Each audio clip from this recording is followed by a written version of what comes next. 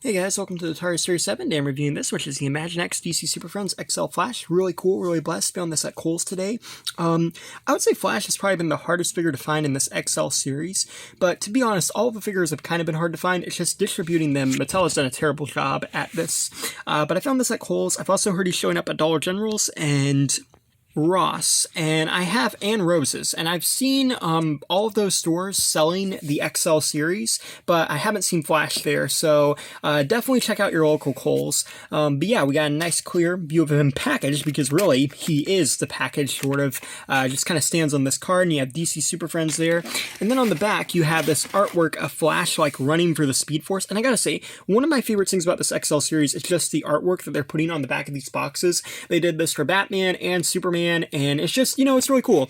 It's not something they had to do. Like, they could easily just slap a picture of other characters to buy, but I really like this artwork, and it kind of is the reason I've been keeping the boxes to these.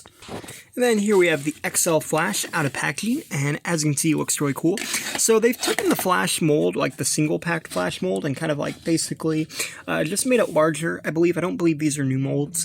The eyes are pretty good. They're just painted white, but he's got a nice smile there. He's got the little chin strap things. That's pretty cool. And then you have these little free lightning bolts that go on each side of the head, and then you have the actual lightning bolt ears on the sides too there, which is really cool. And then you have the lightning bolts on his arms, and he's mostly red. He's got some nice sculpted detail, but it's not really painted. And he's got his lightning bolt emblem, and then he's got the yellow on his boots, which looks really good. And it's really nice to see these Imaginext figures like in a larger scale, because you actually see how detailed the tiny molds are. And if I'm not mistaken, like I said, I believe they're just taking these molds and blowing this up. I could be wrong here about that, but I believe these are the same molds, just made bigger. And again, looking at this now, it's really hard to see the edges on his foot, and that's mainly because he's translucent. But let's use this one that's not translucent. Even then, it's kind of hard to see that, but when you look at this one, you can just kind of see it so much clearer because it's bigger.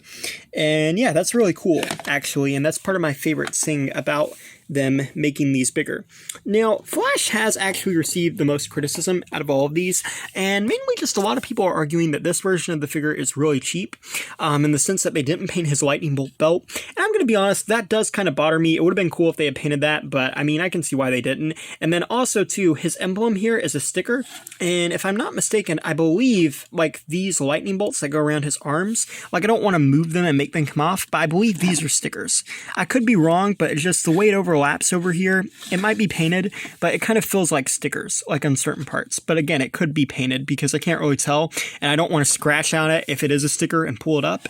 But the lightning bolt emblem is a sticker and not printed. Personally, I don't really care about the lightning bolt emblem, but I can see why some people would complain about that, as, these are definitely going to be played with by kids, and over time, this could come off. And it's not like the Batman and Superman ones that were painted or printed, which, can also come off, but still, it just feels a little weird, them doing this kind of stickery design. And yeah, like I said, again, I might be wrong, it might not be stickers, but I don't really want to scratch at it and find out.